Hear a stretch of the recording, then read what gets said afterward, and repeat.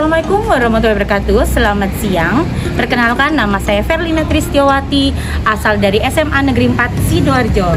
Saya mahasiswa PPG dalam jabatan tahun 2022, kategori 1, gelombang 2, Universitas Negeri Malang. Pada PPL kali ini, saya akan mempraktekkan problem based learning pada kelas 10 fase E pada kurikulum Merdeka. Selamat menyaksikan.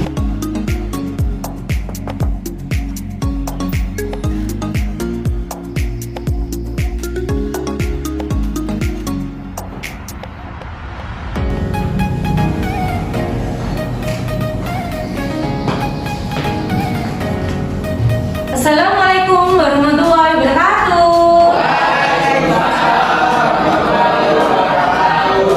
Selamat siang anak-anak. Bagaimana kabarnya hari ini? Sehat ya semuanya? Alhamdulillah kalau sehat semua. Baiklah, untuk kerapian dan juga kebersihan kelas, sepertinya kelasnya sudah bersih. Sedangkan untuk yang belum rapi ada masalah. Bajunya dibakar sama apa? Jangan pakai gas tuh. Sekarang coba masyarakat keluar dulu ya. Dibenarkan dulu bajunya dirapiin, hasutnya lain kali kalau buat praktek nyala ya. Oke? Silakan buat dulu dirapikan. Ya, silakan. Sebelum kita mulai pembelajaran, silakan untuk ketua kelasnya Mas Rizky dipimpin doa dulu. Sebelum memulai pelajaran pada siang hari ini, mari kita berdoa sesuai dengan kepercayaan masing-masing. Berdoa dimulai. Berdoa selesai. Baiklah anak-anak, untuk selanjutnya mari kita bernyanyi bersama, yaitu lagu Maju Tak Gentar, sebagai bentuk nasionalisme kita dan juga sebagai bentuk untuk menghargai jasa-jasa pahlawan yang sudah gugur dahuluan. Mau anak-anak silakan berdiri dulu.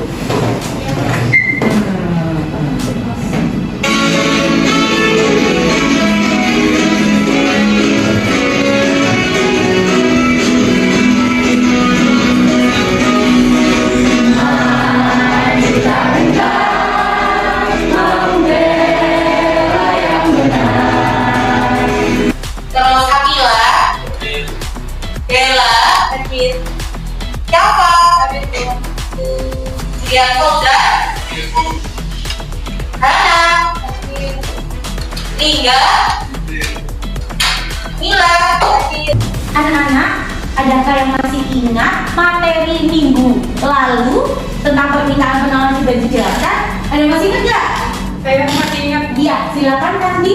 Jadi kita minggu lalu sudah belajar mengenai pengertian permintaan dan penawaran, fungsi penawaran dan permintaan, hukum permintaan dan penawaran. Iya, oke, baik sekali. Kan anak benar sekali ya apa yang dikatakan kami tadi, bahwasanya sudah kita pelajari. Yang pertama adalah pengertian dari permintaan penawaran, kedua adalah tentang hukum permintaan dan penawaran, dan ketiga adalah tentang fungsi permintaan dan penawaran, serta satu lagi yaitu kalian sudah melakukan apa, analisis studi kasus. Tinggal menyaksikannya aja hari ini ya. Oke. Selanjutnya ini ada tujuan pembelajaran.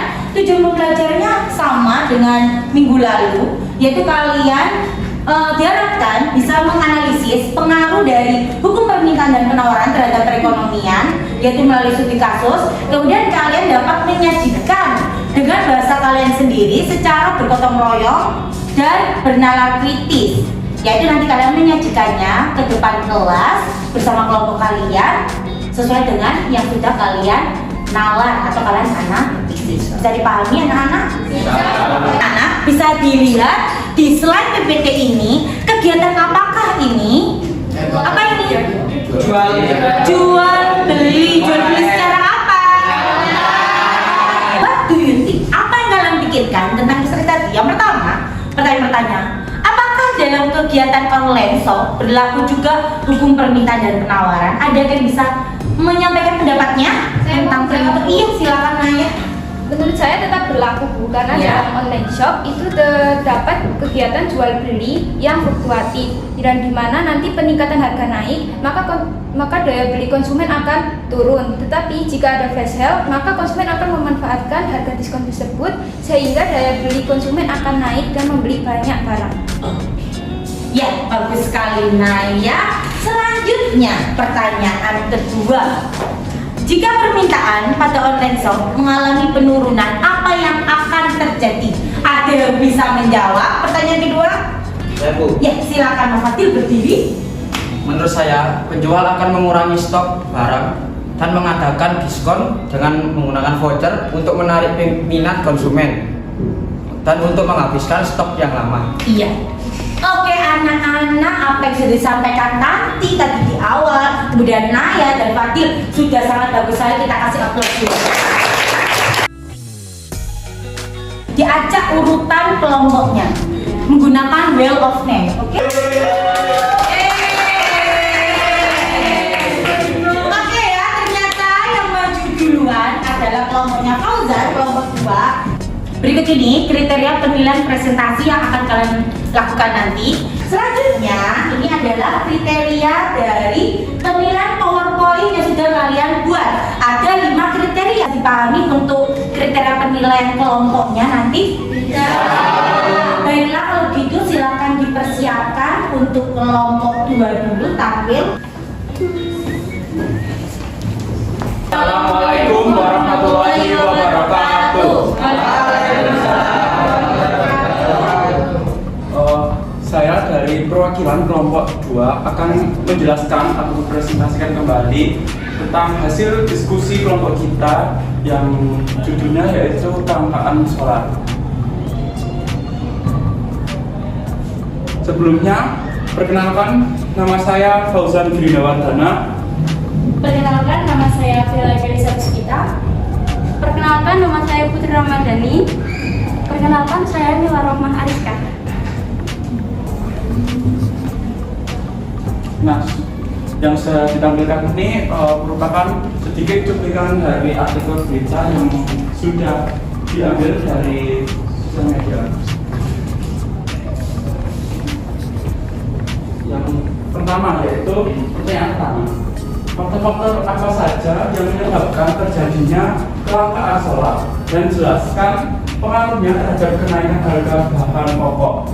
Jadi, faktor-faktor yang menyebabkan kelangkaan solar adalah berkurangnya kuota BBM solar subsidi dibandingkan sebelumnya, terjadi disparitas harga, yaitu terlalu murahnya harga jual solar subsidi dibanding harga jual atau harga keekonomian solar industri. Sedangkan kenaikan harga bahan pokok terjadi dikarenakan biaya produksi meningkat dari kenaikan harga solar yang digunakan produsen dalam penyaluran bahan pokok menuju pasar konsumen. Selanjutnya yaitu pertanyaan kedua. Pertanyaan kedua adalah, apa pengaruh kenaikan permintaan solar terhadap jumlah penawaran solar bagi produsen? Pengaruhnya adalah dengan meningkatnya jumlah permintaan akan BBM solar bagi produsen, itu akan menambah jumlah yang ditawarkan. Karena banyaknya masyarakat yang membutuhkan dan akan produsen mendapat keuntungan yang lebih lagi. Selanjutnya pertanyaan ketiga. Pertanyaan ketiga, apa kebijakan yang diambil oleh pemerintah untuk mengatasi permasalahan peningkatan permintaan solar? Kebijakan yang diatasi oleh pemerintah ada dua. Ya, ada dua opsi. Yang pertama yaitu pembatasan konsumsi atau pengurangan untuk pembelian solar. Dan opsi yang kedua yaitu menaikkan harga secara bertahap, yang bertujuan agar menanggulangi konsumsi BBM bersubsidi yang terus meningkat itu sulit dikendalikan karena setiap jumlah berkendara sepeda motor itu selalu meningkat. Nah, itu meningkatnya subsidi akan terus membebani anggaran pemerintah, apalagi subsidi BBM sebagian besar dinikmati oleh orang-orang yang mampu. Oke, Kak Jess. presentasi yang sudah ditampilkan tadi, kelompok kami akan membuka sesi pertanyaan. Jika ada bertanya, mohon angkat tangan. Ya, silakan. Menurut kelompok kalian, apakah naiknya permintaan terhadap solar ini menyebabkan kelangkaan yang parah? Ya, terima kasih atas pertanyaannya. Kelompok kami akan menampung pertanyaan tersebut dan akan berdiskusi sebentar untuk menjawab pertanyaan Anda. Terima kasih.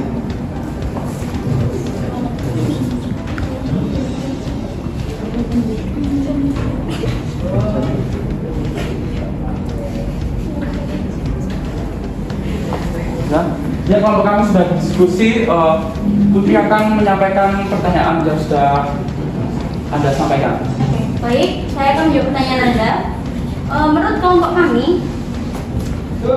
kelompok kami, kenaikan permintaan solar ini itu tidak terlalu parah karena hanya saja stoknya menjadi terbatas sehingga hanya menyebabkan antrian panjang pada saat itu. Dan harga solar bersubsidi ini masih stabil, tetapi karena diterapkannya pembatasan pembelian solar untuk kendaraan roda 4 dan harus sesuai aplikasi yang sudah terdaftar, itu menyebabkan kejadian yang serupa seperti itu. Baiklah, untuk siapa tadi yang tanya? Nadine, apakah sudah jelas? Baiklah, ada yang mau kasih saran, masukan mungkin dari kalian? Ya silakan, Alda. Presentasi dari kelompok 2 ini sudah cukup bagus dan saya bisa mengerti isi dari materi yang kelompok 2. Nah, setelah mendengarkan presentasi dari teman-teman kelompok 2, saya jadi mengerti bahwa kenaikan harga solar bisa berpengaruh juga terhadap kenaikan harga bahan pokok di pasar. Terima kasih.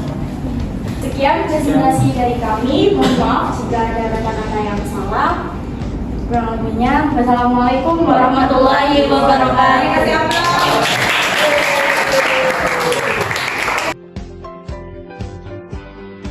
Baiklah anak-anak, ternyata tadi sudah 5 kelompok tampil dan kalian sudah sebagian besar sudah susah dengan kriteria penilaian yang tadi sudah saya jelaskan di awal. Dan dari 5 kelompok tadi, untuk kelompok 1, 2, dan 3 tadi sudah baik, hanya saja mungkin ditingkatkan lagi untuk keterampilan presentasinya diperbaiki dan lebih menarik lagi. Sedangkan untuk kelompok 4 dan 5 tadi sudah baik, hanya saja masih kurang adalah di penguasaan materinya. Masih kebanyakan baca PowerPoint ataupun tadi baca di laporannya kalian.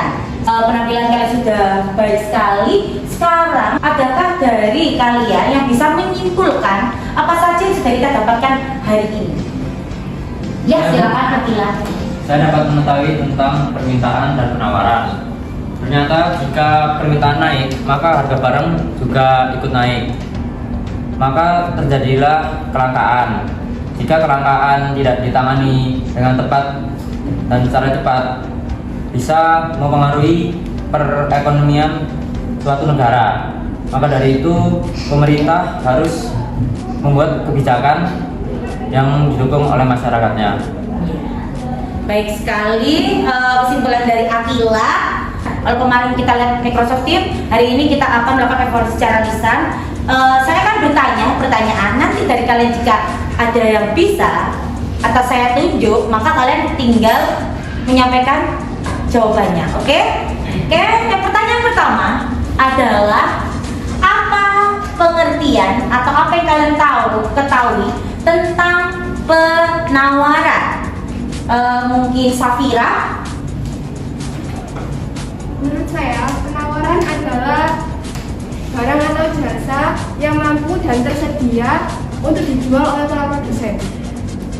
Bagaimana teman-teman? Apa benar? Nah, yang kedua ini saya akan masuk ke hukum permintaan. Hukum permintaan apakah itu? Ada yang tahu? Mila? Oke, Mila silakan. Hukum permintaan menurut saya adalah ketika harga suatu barang atau jasa itu naik, maka jumlah permintaannya akan turun. Tetapi sebaliknya, ketika harga barang atau jasa tersebut turun, maka permintaannya akan naik. Ya, benar sekali, Mila. Rumus atau perhitungan dari fungsi permintaan sama penawaran gimana? Ada bisa? Oke, Rizky. Untuk rumusnya itu sama, yaitu P kurang P1 per P2 kurang P1. sama dengan Q kurang Q1 per Q2 kurang Q1. Iya, oke, kita beri proses untuk ketiga. Oke anak-anak, dari Rizky yang datang Rizky tadi, bentuknya adalah seperti ini ya. Seperti ini yang dikatakan Rizky tadi, P min P1 per P2 dikurangi P1. Siapa yang bisa memberikan manfaat pembelajaran hari ini? Saya. Ya, silakan Mbak Putri. Manfaat yang saya dapatkan adalah saya dapat menambah wawasan juga pengetahuan saya yang membuat saya lebih mahir lagi dalam kegiatan ekonomi. Dan baru saya sadari Bu, ternyata kegiatan ekonomi seperti penawaran dan permintaan itu sering terjadi dalam kehidupan kita sehari-hari yang berhubungan juga dengan kegiatan jual beli. Seperti saat saya menjadi pembeli, saya melakukan permintaan dan ketika saya melakukan penjualan seperti barang atau jasa, berarti saya sedang melakukan penawaran. Seperti itu. Terima kasih Bu. Iya.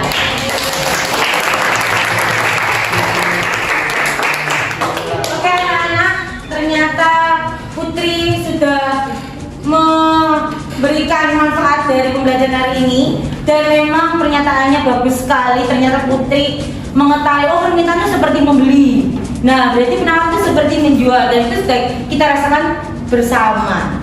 Oke, baiklah, untuk selanjutnya ya, saya ingin tanya kesan kalian terhadap pembelajaran hari ini. Oke anak-anak, di layar itu kalian sudah paham dengan senyum bahagia. Apakah kalian masih bingung apa ya yang saya dapatkan hari ini? Silakan untuk kalian memilih sisi sebelah smile atau masih bingung, worry. Ya, silakan kalian pilih sisi sana atau sini. Kita maju ke depan.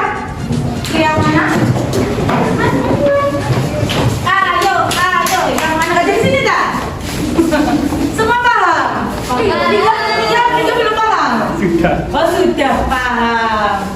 Berarti dari kalian semua ini sudah merasakan manfaatnya ya Nana ya hari ini dan sudah senang dengan belajarnya. Baiklah, terima kasih. Saya senang sekali kalian mengerti. Silakan kembali ke tempat duduknya.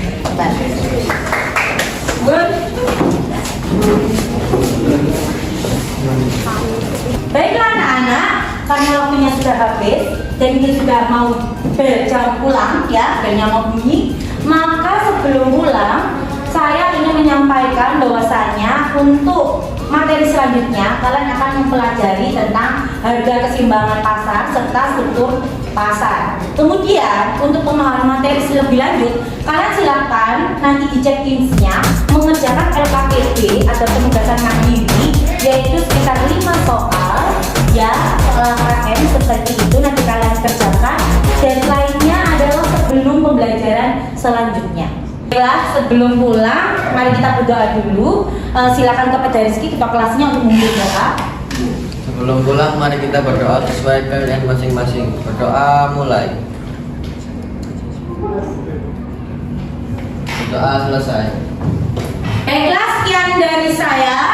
Hati-hati di jalan. Wassalamualaikum warahmatullahi wabarakatuh.